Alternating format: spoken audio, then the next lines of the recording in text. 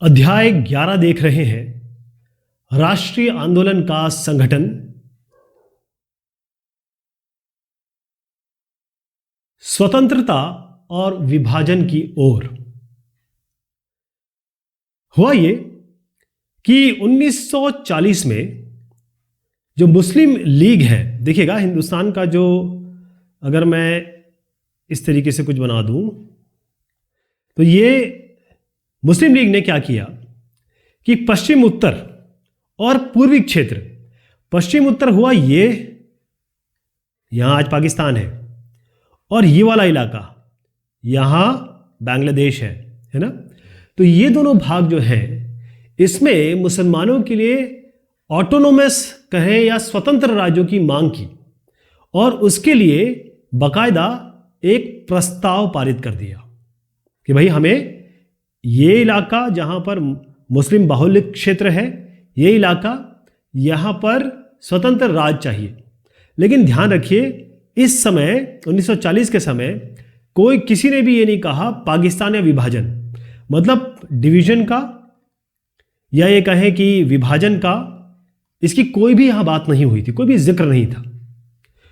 अच्छा, 1930 का जो दशक है, 1930 से 40 के बीच में जो मुस्लिम लीग है वो ये मानने लगी थी कि मुसलमानों का और हिंदुओं का अलग अलग राष्ट्र है।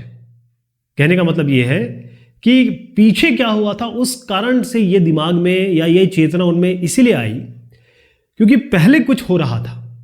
पहले क्या हुआ कि इससे पहले 1920 में और उससे पहले भी 1930-20 और कुछ साल पहले कुछ ऐसे हिंदू और मुस्लिम संगठन थे, उनके बीच कुछ खिंचाव था, तनाव था, जिसे आज भी हम देखते हैं, थोड़ा बहुत तो रहता ही है, क्योंकि इसको कई जो राजनीतिक पार्टियां हैं भुनाती हैं। वो जानती हैं कि ये इमोशनल मैटर है, ये अगर आप उछाल देंगे तो जनता आपकी तरफ आ जाएगी।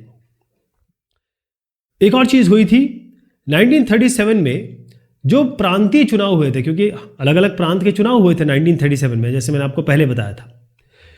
इसमें यह था कि क्लियर पता चल गया था मुस्लिम लीग को कि भाई मुसलमान जो है वो तो अल्पसंख्यक ही है और अल्पसंख्यक ही रहेंगे। वो तो सही बात है, अल्पसंख्यक तो है ही, क्योंकि अगर इनकी नंबर देखे जाए तो ये तो कम है ही।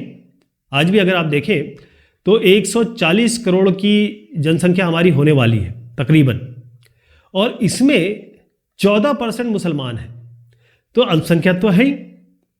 तो जब भी कभी कोई राष्ट्र बनेगा, आगे की सोच थी ना, जब भी कोई इस तरीके का देश बनेगा जो आगे बनने वाला है, इसमें जो मुस्लिम्स हैं ये हमेशा अल्पसंख्यक रहेंगे या गौण रहेंगे। गौण का मतलब यहां पर कहने का मतलब है सेकेंडरी रहेंगे, हमेशा दूसरी श्रेणी में खड़े रहेंगे।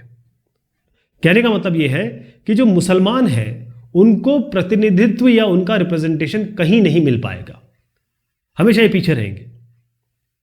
अब एक और चीज थी यहां पर, 1937 में एक और चीज हुई। ये प्रांतीय चुनाव हुए थे, मैंने आपको बताया था। तो इन्होंने क्या किया, मुस्लिम लीग ने कहा किससे, कांग्रेस से, कि भाई ऐसा करिए, हम लोग साथ मिलकर लड़ते हैं और फिर जो भी फैसला होगा देखा जाएगा। तो कांग्रेस ने इसको प्रस्ताव को सीधा सीधा सीधा नकार दिया कि ना भाई, हमें आपके साथ नहीं जुड़ना है। तो इसलिए मुस्लिम लीग का और जो बाकी लोगों का फासला जो है वो और ज़्यादा बढ़ गया। आपको समझ में आ गया कि मुस्लिम लीग कहाँ से शुरू हुई, क्योंकि विभाजन के पीछे थोड़ा सा इन्हीं का नाम आएगा अभी, है ना। अंग्रेज़ों का भी आएगा, क्योंकि अंग्रेज़ों की तो डिवाइड एंड रूल पॉलिसी थी। ये चित्र में आप देख रहे हैं, ये साहब हैं जवाहरलाल नेहरू साहब, और यहाँ पर हमारे महात्मा गांधी जी हैं, और जुलाई 1946 का चित्र है।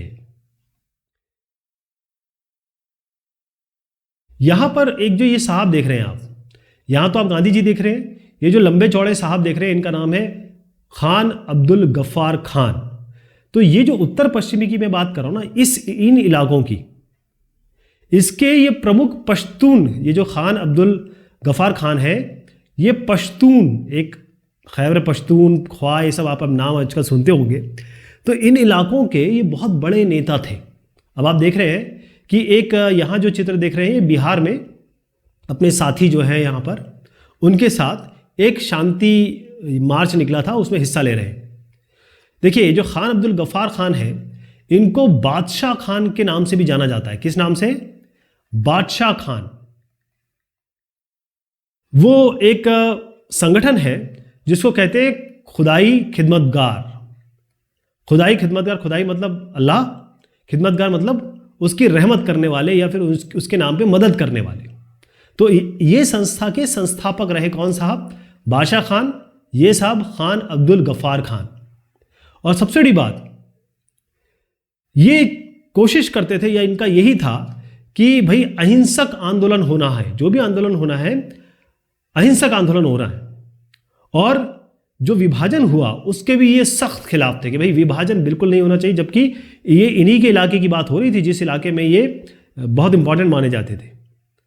और सबसे बड़ी बात कि 1947 में जब कांग्रेस ने हाँ कर दी कि भाई हाँ विभाजन, क्योंकि अभी मैं आपको बताऊंगा कि विभाजन ऐसे नहीं हुआ, बहुत सारी परिस्थितियां उत्पन्न हो गई, उसके कारण विभाजन हुआ। तो जब ये जो भी लोग अंग्रेज़ों से बात कर रहे थे, अंग्रेज़ों के साथ उन्होंने कहा कि ठीक है भाई विभाजन होना है, तो उनकी इन्होंने बहुत ज़बरदस्त भर्त्सना की या उनका क्रिटिसिज्म किया, उनकी आलोचना की। पाकिस्तान का जो शब्द है, ये हम लोग को लगता है कि भाई जो अब मोहम्मद अली जिन्ना है इन्हीं की तरफ से आया होगा, लेकिन ऐसा नहीं है। पाकिस्तान जो शब्द है वो ये जो साहब देख रहे हैं इन्होंने कॉइन किया है। ये जो साहब है इन्होंने कॉइन किया है। मैं अभी इन पे आता हूं, लेकिन पहले थोड़ा सा मैं आपको और बता दूं। देखिए 1945 में सेकेंड वर्ल्ड वॉर, जो सेकेंड वर्ल्ड वॉर है वो ख़त्म हुआ।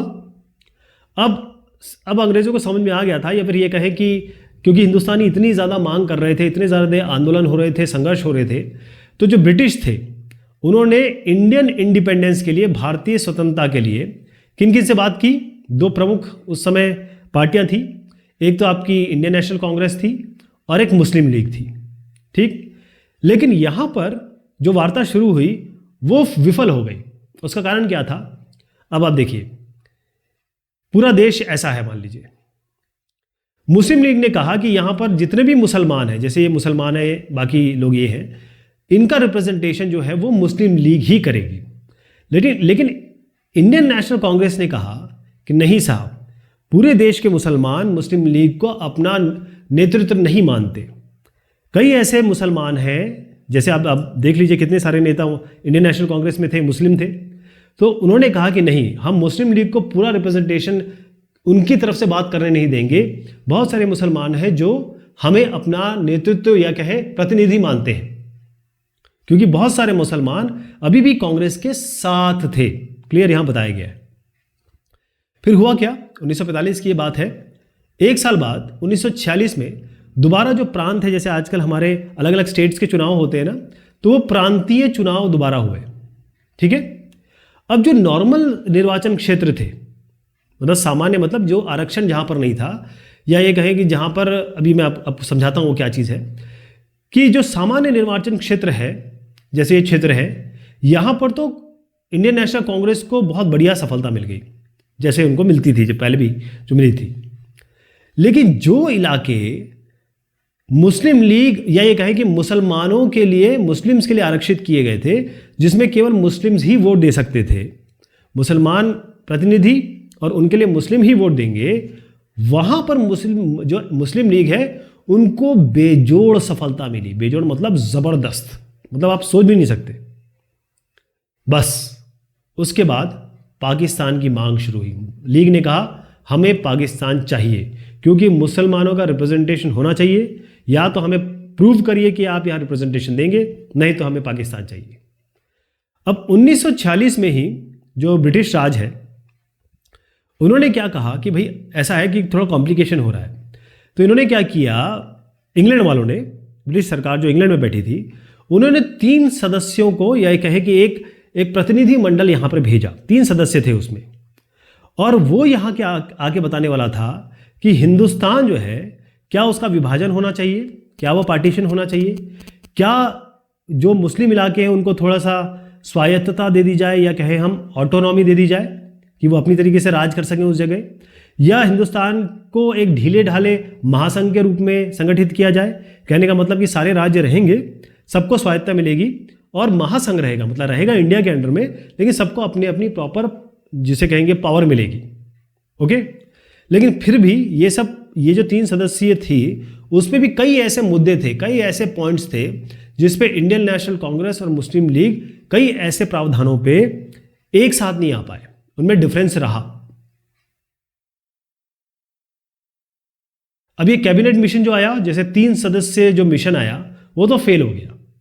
अब क्या किया, मुस्लिम लीग ने जो पाकिस्तान की मांग है वो और शुरू की, और ज्यादा उन्होंने ये कहें कि पूरे पुरजोर तरीके से मांग करना शुरू कर दिया, जन आंदोलन शुरू किए, संघर्ष किया। और फिर एक दिन आया 16 अगस्त 1946 को, इन्होंने कहा कि भाई सब लोगों का हो, सब मुसलमानों को या जो भी उनके पीपल्स थे उनको कहा कि भाई अब प्रत्यक्ष कार्यवाही दिवस, मतलब अब कार्रवाई करने का दिन आ गया है। बस यही जो दिन था, ये जो दिन बड़ा इंपॉर्टेंट है। अच्छा, उस जमाने में सबसे इंपॉर्टेंट क्षेत्र कौन सा था? कलकत्ता, जो आप ये कहें कि बंगाल कह लें इसको तो ज़्यादा बेहतर रहेगा।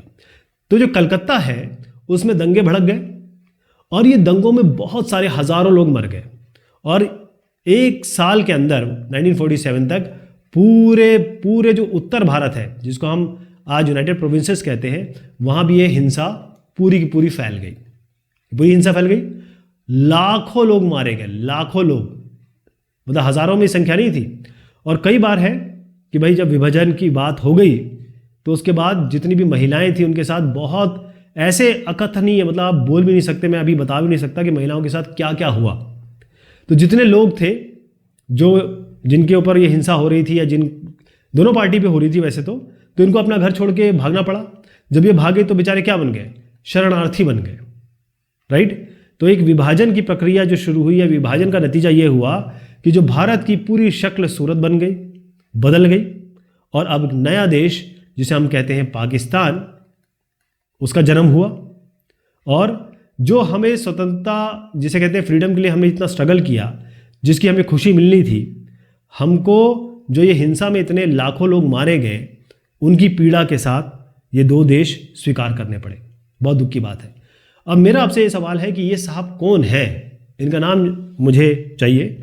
वैसे मैं आपको बताऊंगा, अगले डिस्कशन में इसको भी लेंगे, लेकिन अगर कोई नाम बताया कि इन्होंने ये पाकिस्तान शब्द कॉइन किया है, बोला है सबसे पहले। यहाँ पर आप देखेंगे कि जो हिंसा हुई उसमें ये बेचारे, देखिए जब भी हिंसा होती है ना तो बड़े बड़े लोगों को कोई नुकसान नहीं होता है, ना जिन्ना को नुकसान हुआ, ना नेहरू को नुकसान हुआ, ना किसी और को नुकसान हुआ। किसको नुकसान हुआ? ये आम गरीबों को। तो आज भी जो आप देखेंगे जो पॉलिटिकल पार्टी है, वो जो भी धर्म की बात करती है, विभाजन की बात करती है, नुकसान आप ही लोगों को होता है।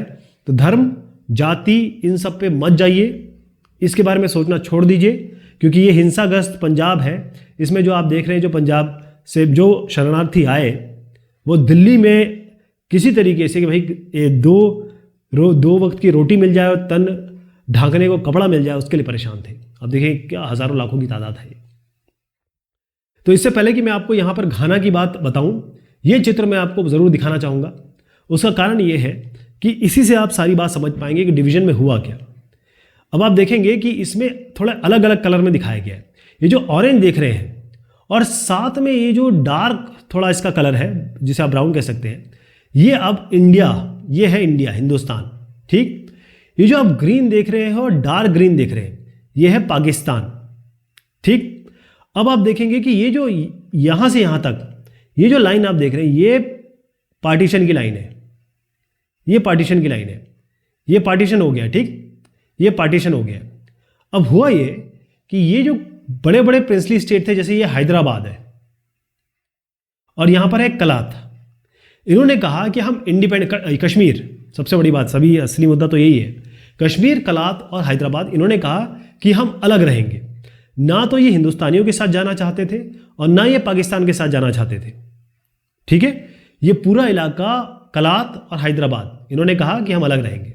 लेकिन फिर उसके बाद 1948 में पाकिस्तान ने इस पर कब्जा कर लिया, हैदराबाद में 1948 में हिंदुस्तान ने कब्जा कर लिया, और कश्मीर की तो आप कहानी जानते हैं जो हुई। उसके बाद आज वो 2 यूनियन टेरिटरी में डिवाइड हो गया है, लद्दाख अलग हो गया है और जम्मू कश्मीर अलग हो गया है। तो ये डिवीजन इस तरीके से हुआ था, इसका और इसका। तो इसको बोला गया वेस्ट पाकिस्तान, हिंदुस्तान, ये पूरा सब कॉन्टिनेंट एक था। ये डिवीजन जब हुआ, जब 1900 स्वतंत्रता की बात कर रहा हूँ, उससे पहले जो डिवीजन हुआ ये है वेस्ट पाकिस्तान और ये ईस्ट पाकिस्तान कहलाया गया, ऐसा डिवीजन हुआ। उसके बाद 1971 में एक और लड़ाई हुई और उसके बाद ये जो क्षेत्र है ये ईस्ट पाकिस्तान से बांग्लादेश बन गया। क्योंकि देखिए मुसलमान होना ही काफ़ी नहीं है, ये थे बंगाली मुसलमान, यहाँ पर ज़्यादातर पंजाबी मुसलमान थे। तो इनका और इनका आपस में कोई भी किसी भी तरीके से सांस्कृतिक तौर पे, रीति रिवाजों के तौर पे कोई मेल नहीं था, राइट। तो इस तरीके से वो हुआ। और यहाँ पर ये जो आप देख रहे हैं ना, ये जो मैं आपको स्टार दिखा रहा हूँ, यहाँ पर हुए थे ये 3 जगह, यहाँ पर हुए थे इंटर कम्युनल कॉन्फ्लिक्ट। यहीं से लड़ाई, यहीं पे बहुत ज़बरदस्त लड़ाई हुई थी। तो यहाँ से पाकिस्तान से जो हिंदू थे वो यहाँ पर आए और यहाँ से जो मुसलमान थे वो ग्रीन जो देख रहे हैं वो इधर की तरफ गए। कश्मीर से भी कई मुसलमान यहाँ गए, यहाँ से गए, गुजरात से भी गए, जैसे आप यहाँ देखें ये पूरा सिंध इलाका बना। तो ये एक मोटे तौर पे अगर आप समझने की कोशिश करें तो उस समय ऐसा था। 1975 में सिक्किम को मिला दिया गया, इसलिए आप देखते हैं कि सिक्किम और अरुणाचल प्रदेश के लिए चाइना बड़ा परेशान रहता है। फिर उसके बाद ये पुदुचेरी, गोवा को भी 1961 में ले लिया गया, दमन दीव है इसको भी ले लिया गया 1961 में। अफ्रीका में राष्ट्रवाद, यहां हम लेंगे एग्जाम्पल घाना का। अब आप देखें, एक चित्र दिखाना चाहूंगा आपको और आपको पोजीशन दिखाना चाहूंगा जहां घाना है। ये घाना है। अच्छा, जितने भी आप यहां पर अलग अलग क्षेत्र देख रहे हैं, जैसे इसमें अल्जीरिया है, फ्रेंच कॉलोनी थी, इसी तरीके से घाना जो है वो ब्रिटिश राज में ही था और बहुत सारे ऐसे इलाके रहे जो कहीं ना कहीं किसी ना किसी के राज में रहे। अब हुआ ये कि 19वीं सदी की शुरुआत और 20वीं सदी की 19वीं के अंत और 20 की शुरुआत में बहुत सारे अफ्रीकी देश और एशियाई देश, यहाँ पर राष्ट्रवाद या नेशनलिज्म का बोलबाला था या नेशनलिज्म की बात आई। उसका कारण ये था कि सब पे कहीं ना कहीं या तो ब्रिटिश रूल था या ये कहीं कॉलोनियल रूल था।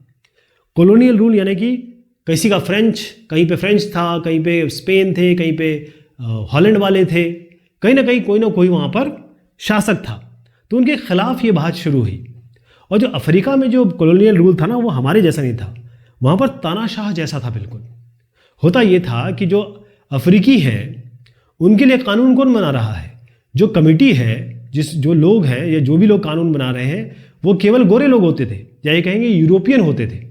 तो होता ये था कि भाई जैसे किसान है, उसकी ज़मीन ले ली, दूसरी चीज़ कर लगा दिया इन पे ज़बरदस्त, या फिर इनकी जो कार्य परिस्थितियां हैं, जो लोग इनके अंडर में काम कर रहे हैं उनकी परिस्थितियां बहुत ही खराब, बिल्कुल जैसे जानवरों की तरह ट्रीट किया जाता था।